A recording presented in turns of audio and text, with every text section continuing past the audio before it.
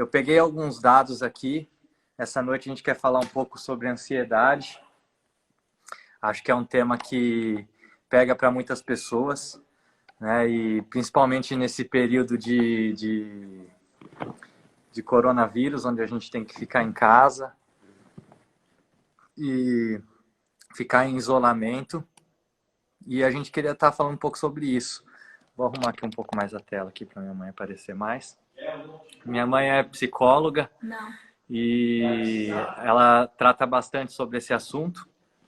E eu juntei alguns dados aqui. Fala que 264 milhões de pessoas no mundo sofrem de ansiedade. 14,9% a mais do que há 10 anos atrás. Fala que o Brasil hoje é o centro mundial do problema de ansiedade. 9,3% dos brasileiros passam por isso. O triplo da média internacional, que é 3,5%. Então, a média internacional é 3,5%. E aqui no Brasil, a gente tem 9,3% das pessoas com ansiedade. Olha só, a USP fez uma pesquisa aqui em São Paulo. A média de pessoas em São Paulo com crise de ansiedade é 19,9%. Quase 20% das pessoas que moram em São Paulo, capital, sofrem de ansiedade. E por ano aqui são vendidos no Brasil 26,8 milhões de caixas de Rivotril. Para vocês terem uma ideia hoje do tamanho da crise aqui no nosso país, do tanto que a gente está passando por esses problemas. Acho que talvez muitos de vocês aí estão passando, às vezes, por essa crise ou por um momento de ansiedade também. E a gente queria falar um pouco sobre isso nessa noite para ajudar você, ajudar a gente a lidar com a ansiedade. Acho que a ansiedade é algo que todo mundo luta, né?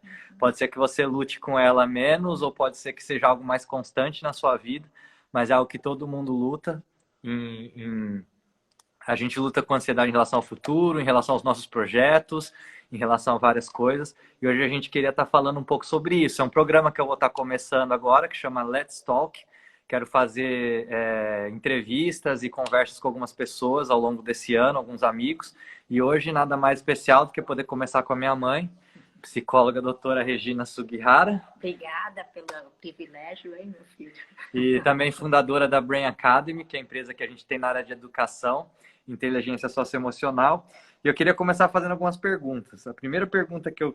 Ou se não, vocês se apresentaram, não. Boa noite aí, pessoal. Oi, pessoal, boa noite.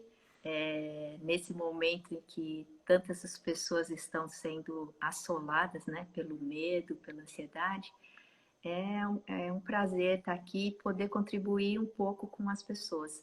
Eu estava hoje pensando sobre generosidade e pensando o seguinte: nesse momento, né, em que a humanidade toda passa por uma crise tão grande, a generosidade, a solidariedade são fatores importantes para a gente poder ultrapassar essa crise.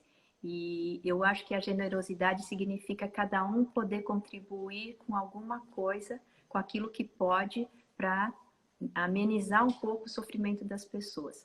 Alguns podem contribuir com dinheiro, como eu já vi, né? O Cristiano Ronaldo, o Messi, tantas pessoas doando dinheiro. Eu não tenho dinheiro, mas o que eu posso dar é um pouquinho do meu conhecimento e poder ajudar um pouco as pessoas que têm sofrido por ansiedade, por medo, e que por causa disso eu tenho visto até nas redes sociais pessoas dizendo que têm acordado à noite com uma sensação de aperto no peito, um sufocamento, outras têm tido taquicardia, algumas às vezes têm insônia e por aí afora. Então, poder ajudar um pouco, até transmitir e passar para vocês algumas ferramentas que possam ser úteis nesse momento, é um privilégio e eu acho que é aquilo com o qual eu posso contribuir um pouco.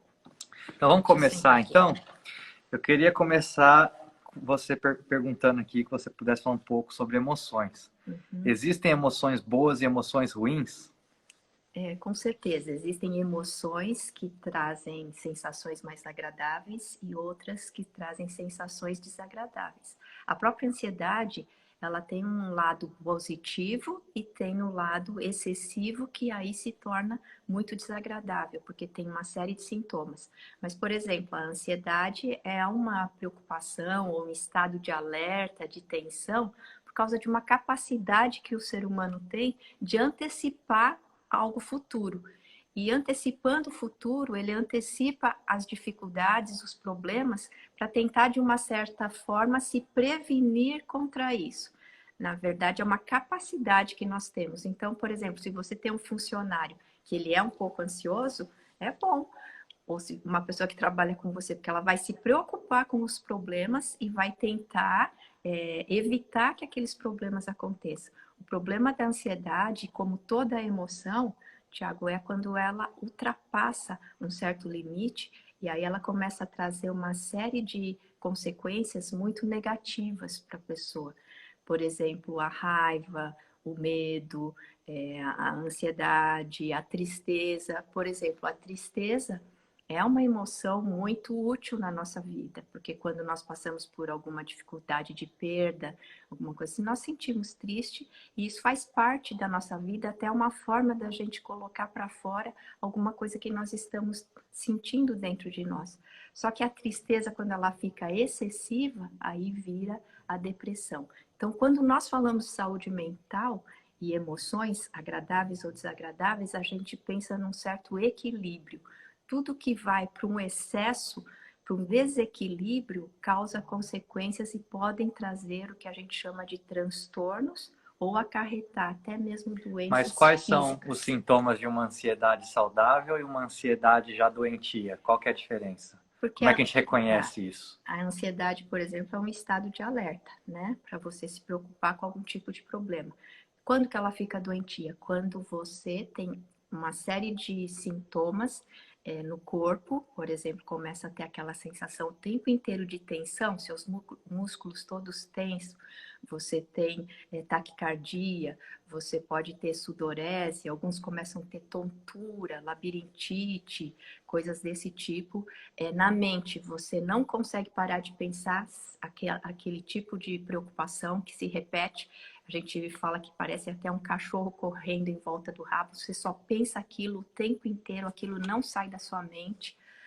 No comportamento, às vezes você começa a ficar agitado demais, você não pensa no que você está fazendo, porque você fica com comportamentos mais, às vezes até agressivos ou impulsivos. E também nos sentimentos, você fica o tempo inteiro com aquele sentimento de que algo ruim vai acontecer. Então, aí já passou de um estado normal, de uma preocupação até saudável, para uma preocupação que passa a ser doentia. Não sei se você sabe, a ansiedade é uma curva em U invertido. Então, você precisa de um certo nível de ansiedade para aprendizagem, para ter um bom desempenho mental, até o cérebro funciona melhor com um certo nível de ansiedade. Só que a partir desse momento do U começa a cair, fica o excesso, aí pelo contrário ele vai até dando branco, né? Quem já teve a experiência de numa prova ficar tão ansioso que esqueceu tudo aquilo que tinha estudado. Então aí você já passou daquele ponto saudável para um ponto doentio. Entendi.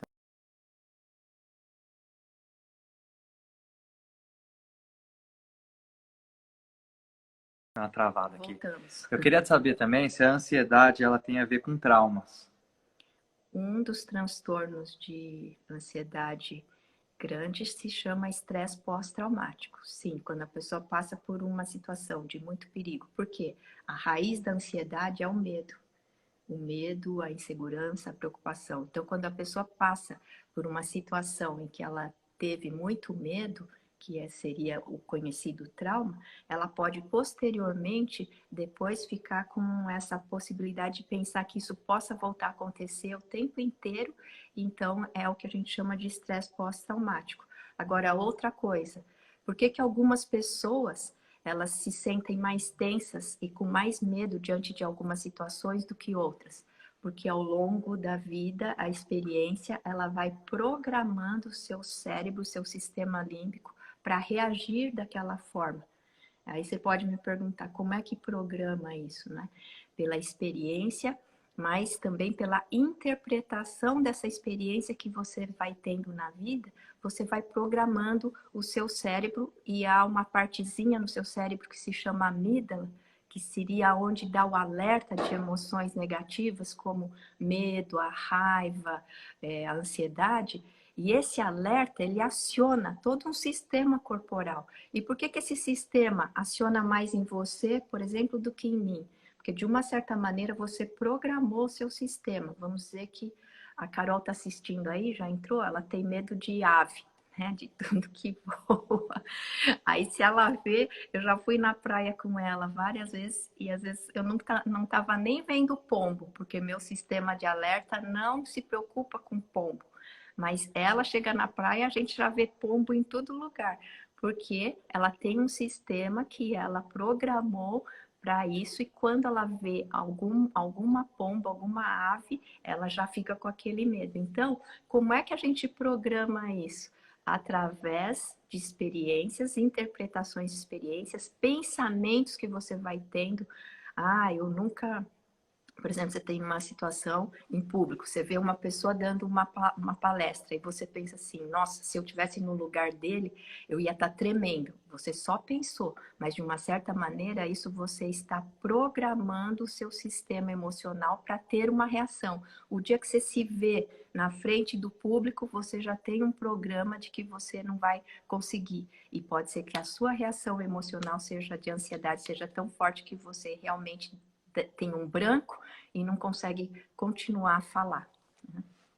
Então, você acha que os traumas eles geram uma vulnerabilidade também nas pessoas? E como é que as pessoas podem fazer para lidar com esses traumas, às vezes, se elas não conseguem nem reconhecer que tem? Nossa, pergunta difícil, né?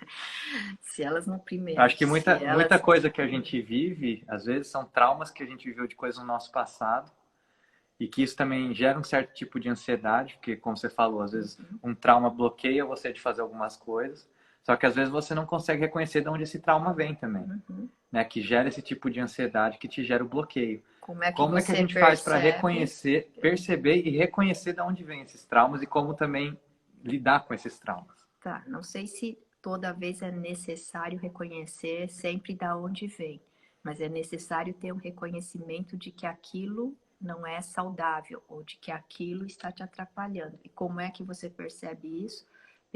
Pelas suas reações hoje. Então, eu percebo, por exemplo, que eu fico muito ansiosa numa viagem de avião.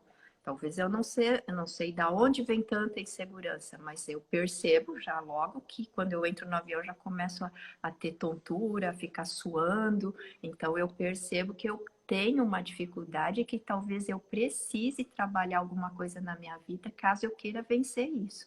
Nem sempre a gente tem necessidade de saber e nem sempre nós vamos entender totalmente da onde vem certas coisas, porque nós temos um cérebro tão complexo e 86 bilhões de neurônios fazendo conexões.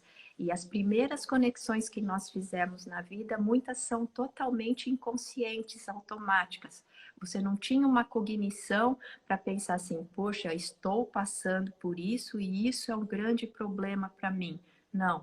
Por exemplo, você ficou doente nos primeiros 2, 3 anos da sua vida, os primeiros 3 anos, muito no hospital. E aí você levava injeção de uma cara de branco. E hoje você vê que você vê um cara de branco, às vezes você começa a quase querer desmaiar, querer, entende? Então, às vezes pode ser que alguns pais vão falar, é porque você ficou muito doente e tal, mas você mesmo não tem consciência que você tinha essa cognição, você não tinha ainda, mas agora você teve uma experiência negativa com aquilo e associou com algum tipo de estímulo. Então, o cérebro ele trabalha com conexões, associações. E aquilo que acende junto, permanece junto, mesmo que de forma inconsciente. Agora você poderia me dizer, então é muito injusto porque nós não podemos, uma vez conectado, não, mas tem a possibilidade de desconectar de forma intencional. Por isso que você precisa estar consciente e querer e perceber quais são, porque você não vai fazer essa desconexão de forma inconsciente. Você faria essa redição, essa desconexão de forma intencional, consciente, trabalhando na sua mente. Entendeu? Entendi. E aqui eu estava lendo também que em São Paulo a gente tem muitas pessoas que moram sozinhas. E acho que quando a pessoa está sozinha, às vezes é mais difícil de controlar a ansiedade. tem alguma coisa relacionada, o sentimento de solidão ou estar sozinho com a ansiedade? Porque a ansiedade ela tem como raiz o medo. E talvez a pessoa que ela está mais sozinha, ela passe por mais medos. Que tipos de medo? E ansiedade, de que possa acontecer alguma coisa ruim com ela e ela não tenha alguém para ajudar, de que ela precise de alguma coisa, ou esse tipo de interpretação e de pensamento. Então, isso pode acarretar para ela uma ansiedade maior. Só que nós temos visto, tanto por experiência minha de consultório, como as experiências do mundo todo, que a ansiedade, ela às vezes não tem a ver simplesmente com a circunstância, mas tem a ver muito com a cabeça da pessoa. Tem pessoas que estão sozinhas e não têm ansiedade. E tem pessoas que estão ao redor com muitas pessoas e o medo não sai de dentro dela. Então a gente entende que não são somente as circunstâncias. Com certeza, certas circunstâncias propiciam em quem já tem uma predisposição a desenvolver mais essa ansiedade. Agora, não tem a ver com só circunstância. Você entendeu? Porque às vezes a pessoa, ela tá ao redor com a família inteira e ela tem mais medo e ansiedade do que uma pessoa que está morando sozinha, porque é a cabeça, né? E num relacionamento, né? As pessoas às vezes têm dificuldade de se relacionar, tanto em relacionamento conjugal, quanto às vezes até em amizade, porque eles não conseguem lidar com a ansiedade Que em tipo de... relação a outra pessoa, né? Até tem mães com filho, né, mãe? Você, por exemplo, né? Mas, ou, Vai querer entregar ao vivo. não, mas, por exemplo, casais que não conseguem lidar com a ansiedade um do outro, ou lidar com os problemas do dia a dia, ou às vezes com não saber o que está acontecendo, só ter controle de todas as coisas. Acho que isso está relacionado à Sim, a ansiedade, né? ansiedade, eu brinco e falo com os meus pacientes que ansiedade, insegurança e medo são como se fossem primas e irmãs, onde uma está, a outra está. E o que causa insegurança para a maioria das pessoas é não poder, e principalmente para o ansioso, para o predisposto a ter ansiedade e a querer evitar problemas, o que causa muita ansiedade para essas pessoas é não ter controle da situação. E isso é o que está acontecendo muito hoje. Por que as pessoas estão sendo mais assoladas por ansiedade? Porque ninguém tem o controle, nós não sabemos o que vai acontecer. Então, a insegurança é parte de tudo isso que nós estamos vivendo hoje. Então, pessoas que têm essa predisposição a desenvolver até um transtorno de ansiedade, elas podem estar sofrendo em sofrimento maior do que outras que tenham menos predisposição, porque ela tem uma necessidade de controlar. E é isso que tem a ver no relacionamento, por isso que vem os medos de ficar doente, o medo de acontecer algum problema com os filhos ou no relacionamento, como você falou. Então, alguns sofrem disso mais do que outros. Então, fazendo uma pergunta aqui, ó, a Kel fez, é uma pergunta interessante. Como que faz para se manter na curva saudável de ansiedade? Tem algumas ferramentas, primeiro entendendo como que você funciona. Aqui no final é que a gente já dá as ferramentas todas, Mas né? pode começar já. Primeiro entendendo isso, o que é ansiedade, como que a gente funciona. Então, toda emoção é uma resposta inconsciente automática a algum tipo de estímulo que pode se tornar um gatilho aqui fora ou pode ser até um pensamento que você tem. Então, o que é gatilho para desencadear uma reação emocional? Tanto coisas que acontecem aqui fora, no seu dia a dia, quanto aquilo que você pensa pode ser um gatilho. E aí, isso vai desencadear uma resposta inconsciente automática. Isso é emoção. Emoção é resposta inconsciente automática, que aciona um mecanismo no corpo, que é o mecanismo nesse tipo de emoção, por exemplo, que é a raiva, o medo, a ansiedade, a tristeza, o sistema nervoso autônomo, que é um sistema que você não tem controle. Então, acionou aquilo, desencadeia de forma inconsciente e também gera comportamentos de reação aqui fora, muitas vezes automáticos e inconscientes. Então, o que nós podemos fazer? Nós precisamos entender, primeiro, que tudo você pode reeditar e começar a intervir de forma consciente. Por isso que eu trabalho com desenvolvimento de inteligência emocional, que você necessita, em primeiro lugar, começar a ter consciência e percepção de como você reage, como você sente. Só que nós não estamos muito acostumados a pensar isso. Nós temos uma reação e a gente já tem tendência a culpar a circunstância, a culpar alguém e tudo. Então, primeiro ponto, nós precisamos ter uma autoconsciência maior do que nós sentimos e também de como nós funcionamos, não somente você especificamente, mas como a emoção funciona em todos os seres humanos. Aí, a partir disso, você começa a entender que uma intervenção muito importante é parar o automático. Por exemplo, para parar uma reação. Então, se você está no automático, entrou numa reação emocional, você teve um gatilho, é uma prova, você estava até calma, você entrou dentro da sala, você já percebeu que você entrou num monte de sintoma físico, cognitivo, de agitação, e você entrou num ciclo de ansiedade. O que você deve fazer? Então, parar esse ciclo é super importante. Por isso que uma primeira ferramenta que eu quero ensinar para vocês é a respiração. Por que a respiração? Porque quando você está ansioso, você faz uma respiração curta. Você não consegue fazer uma respiração mais profunda. E aí o cérebro, ele lê que você está numa situação de perigo, porque o cérebro ele está sempre lendo as suas reações corporais. Porque, por exemplo, se você pisar no prego, o cérebro tem que ler a dor que você sentiu no pé para fazer você tirar o pé.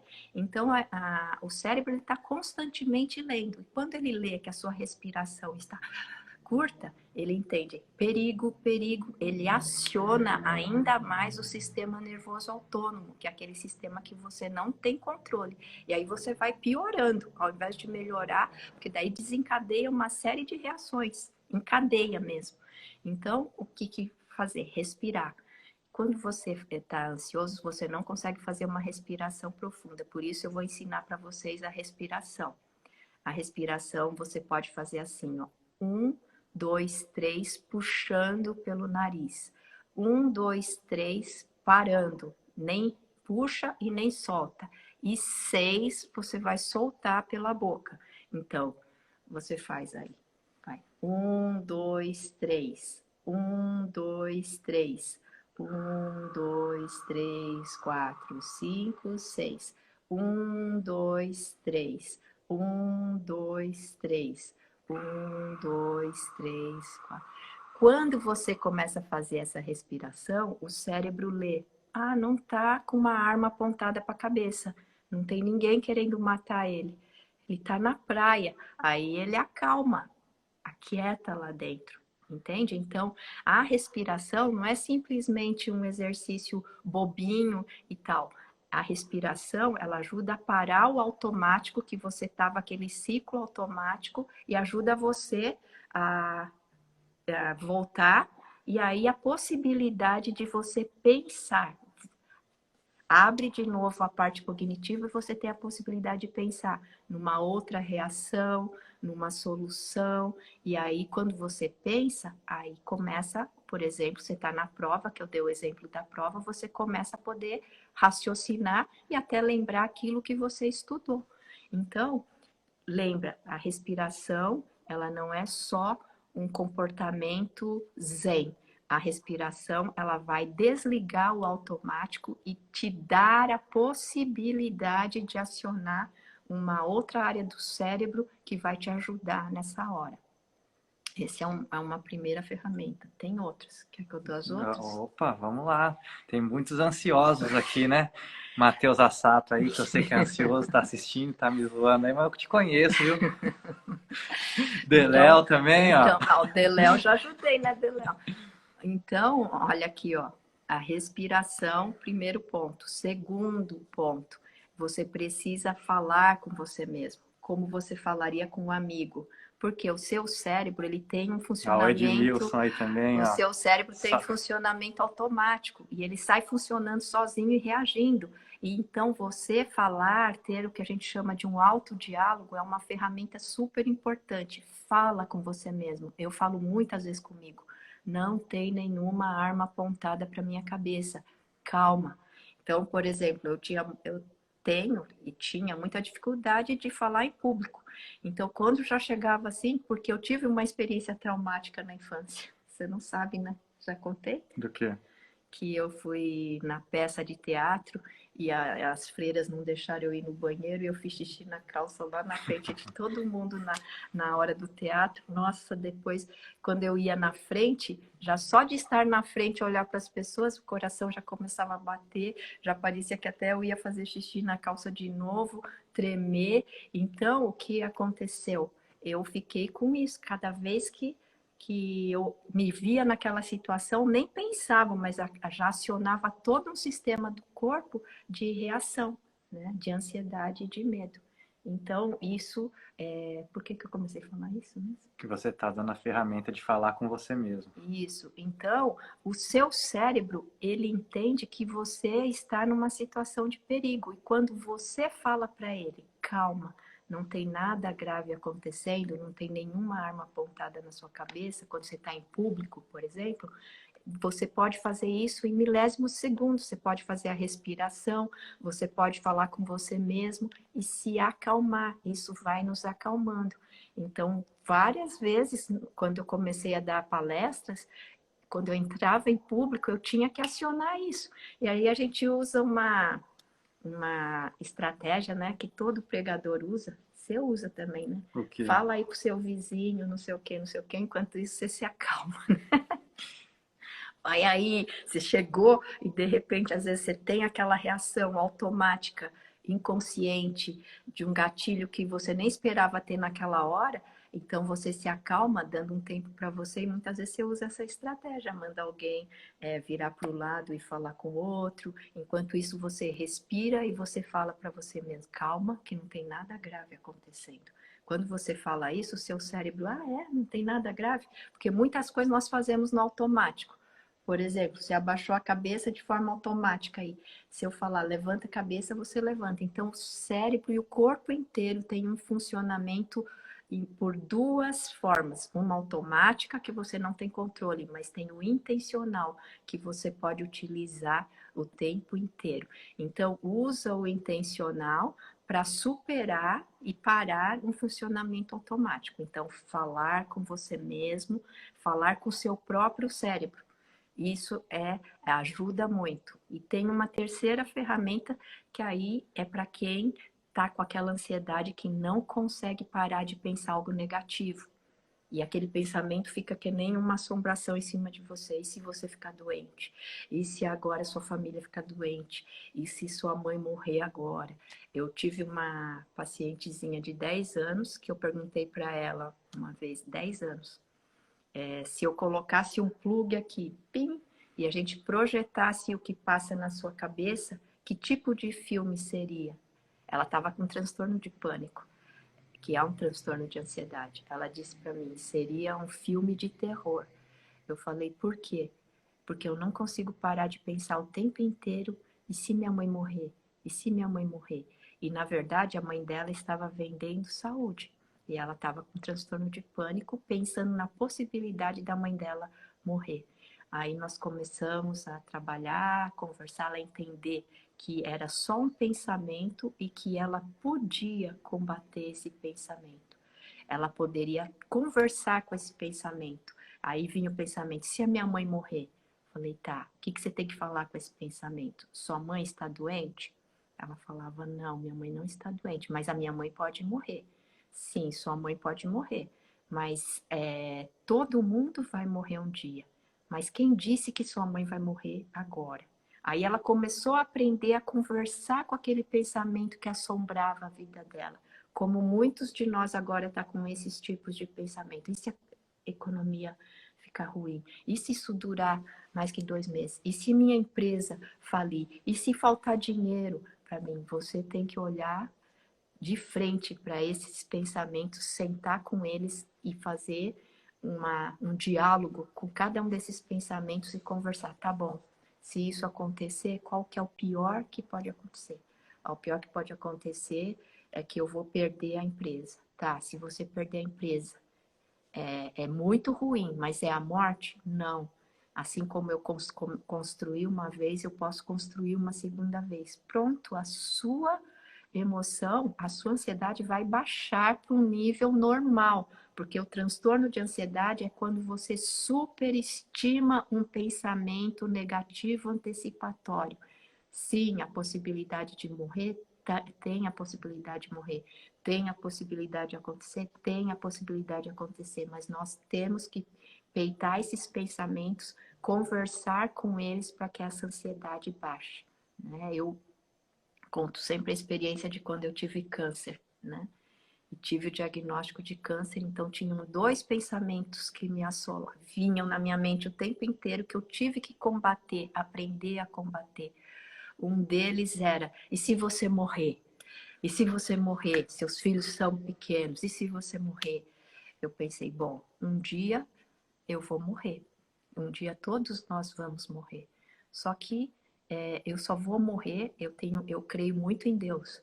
E eu dizia para mim, eu só vou morrer no dia em que Deus quiser. Não é o câncer que vai me matar, porque a minha vida não está na mão de nenhuma doença, a minha vida está nas mãos de Deus. Eu vou morrer no dia que Deus quiser. Se for agora, amém, eu vou para a presença de Deus. Se não for agora, para que eu vou ficar sofrendo?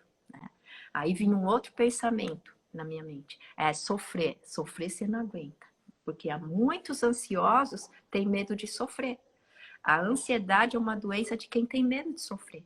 Aí vinha assim, e sofrer você não aguenta, porque você é fraca. Aí eu combati esse pensamento, dizendo para ele, sim, eu sou fraca, você tá certo, eu não sou forte, mas eu tenho um Deus que é forte. E eu dizia para mim mesma também, aquela senhorinha lá que eu conheço, sofreu e aguentou. Aquela criancinha sofreu e aguentou. Eu não sou melhor do que ninguém, mas eu também não sou pior do que ninguém. Se eu sofrer, eu vou aguentar. E se eu sofrer, eu vou confiar que Deus vai estar comigo e vai me ajudar. Então, isso tinha que ser um diálogo quase que constante. Aí você pode me perguntar, quantas vezes por dia eu tenho que fazer isso? Eu vou dizer, cada vez que abrir esse pensamento que te aterroriza, você tem que falar com ele. E aí você fala, mas é muito cansativo, mas eu tenho que fazer isso. Você tem que fazer isso, mas à medida que você vai fazendo, esse pensamento vai perdendo a força em você. E você não vai tendo mais as mesmas reações, nem físicas, nem comportamentais e nem emocionais. E então, uma das maneiras para a gente batalhar esses pensamentos é a gente sempre tentar olhar alguma coisa positiva, tirar alguma coisa de positivo da situação, ou olhar para a situação com uma forma de gratidão, né? E quando, assim, já estamos quase para encerrar nossa live. Não, porque a mente do ansioso, ela é muito negativa. E o cérebro, ele tem esse objetivo. Qual que é o objetivo do seu? Não é estar olhando as situações e se acontecer algum problema, você poder reagir rápido. Então, nós estamos aqui, estamos relaxados. Então, o oposto da ansiedade é o relaxamento. Então, nós estamos meio relaxados, né? A gente está num nível bom de ansiedade que é para poder pensar. Mas se alguém chega aqui na porta e estoura a nossa porta, o nosso coração vai subir na boca, certo? Porque o cérebro ele está sempre atento a mudanças do ambiente e problemas do ambiente. E tem pessoas que começam a desenvolver isso tanto, por exemplo, executivos ou quem trabalha com problemas e tal, que daí a pessoa só pensa em problemas, ela não equilibra. Por isso que a gratidão é o pensar positivo. Então, às vezes no automático subiu o negativo e você não tem controle disso. Agora você tem o controle de intencionalmente subir o positivo e equilibrar. Porque eu não falei no início dessa live que saúde mental é equilíbrio? Não é não ter ansiedade, não é não ter tristeza, não é não ter, mas é ter equilíbrio. Então, quando você automaticamente sobe as emoções negativas, porque você está com problema na empresa, ou está com problema na igreja, é automático. Só que você equilibra subindo o positivo. E a gratidão é uma forma de olhar o que você tem, olhar o que é positivo, e isso já muda totalmente a emoção. Você sai de uma emoção negativa para uma emoção negativa no sentido não de ser ruim, viu? Negativa no sentido de ter uma valência negativa e uma valência positiva, no sentido de uma ser agradável e a outra ser desagradável. Uma coisa que eu achei muito interessante que você falou, que até eu acabei me identificando muito, é que a gente fica com muito... os ansiosos, eu acho que eu me considero até ansioso também. Ou essa live serviu para alguma coisa, né, Matheus Assado, que está aí assistindo. Mas uma coisa que me chamou a atenção é que muitas vezes a gente fica ansioso porque a gente fica com medo de sofrer. Uhum. Né? E acho que hoje, pra gente, com uma última pergunta aqui para a gente encerrar a nossa live, a gente está passando por um momento de instabilidade, né? Que a gente não sabe quando as coisas vão voltar ao normal. A gente também está passando por uma instabilidade financeira, econômica no país e no mundo, a gente não sabe como as coisas vão ficar. E quando a gente se depara com uma situação que parece que é o fim, então uma situação às vezes que você acha que já vai começar a faltar dinheiro, ou se você tem a perca de alguém que você gosta muito, perda de alguém que você gosta muito, como que a gente faz para lidar com esse tipo de sentimento e ansiedade nesse momento? Agora perdi o raciocínio. Pergunta longa demais, né? Quando você se encontra num lugar onde parece que realmente não tem... chegou o fim. Chegou o fim, eu não vou ter dinheiro mês que vem para pagar as contas, ou término às vezes de um relacionamento, ou a perca de alguém que você ama. Perda de alguém que você ama. Por isso que é muito importante aí entra a espiritualidade, né? Porque eu digo que no fundo, os transtornos de ansiedade são transtornos ligados a medos existenciais.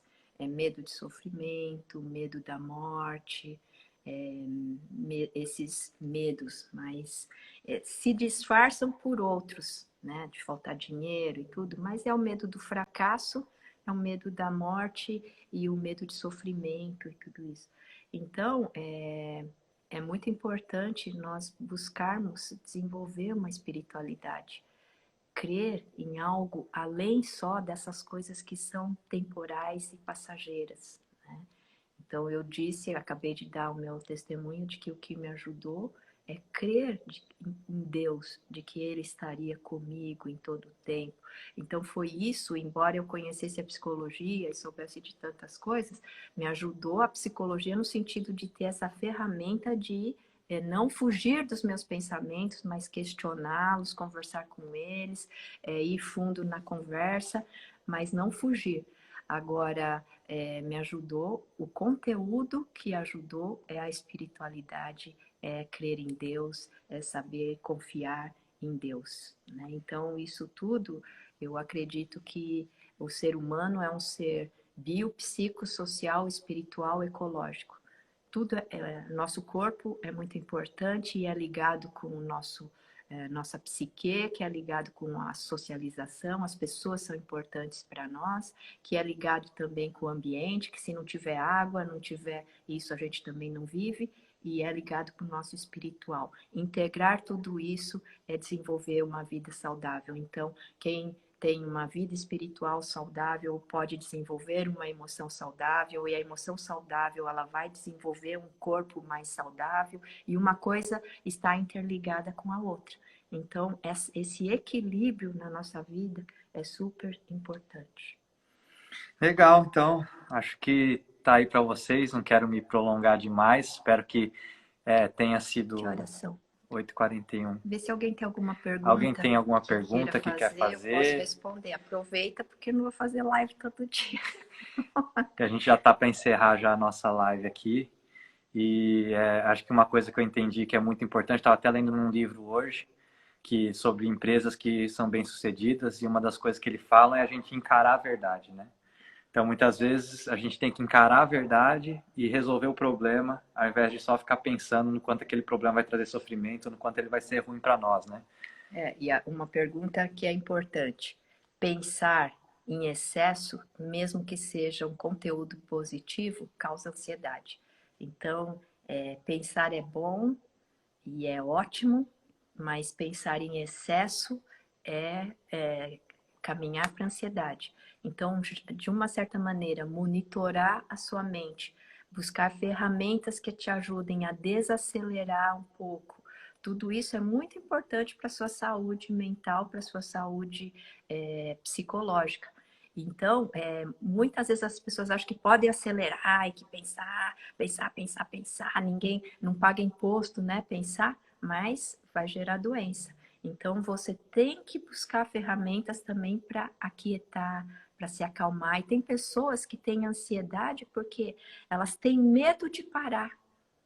Tem medo, então tem gente que agora está sofrendo de ansiedade porque não pode sair de casa, porque tem medo de não poder viajar, tem medo de ter. Então, o medo, você tem que enfrentar os seus medos e aquietar a sua alma, aquietar a sua mente, porque quando você vai aquietando, você vai tendo esse desacelerando e a ansiedade vai saindo, né? Então, a ansiedade também é fruto de uma agitação interior, de uma aceleração, e é importante. Por isso que a gente fala muito hoje no mindfulness, que é a atenção plena.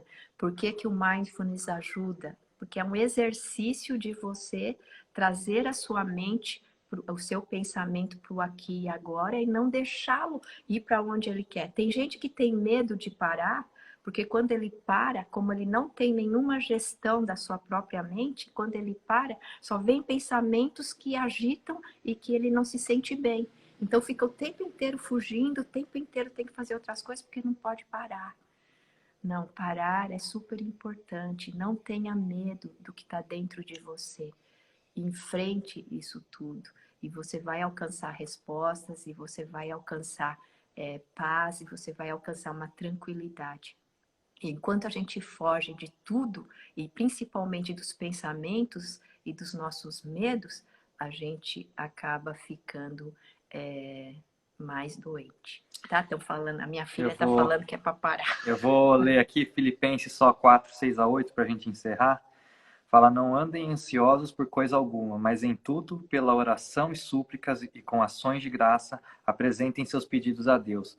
E a paz de Deus, que excede todo entendimento, guardará o coração e a mente de vocês em Cristo Jesus.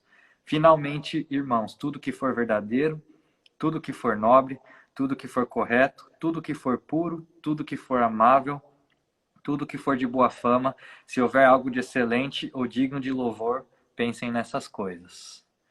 É isso daí então, pessoal. Espero que vocês tenham curtido aí. Deus abençoe vocês.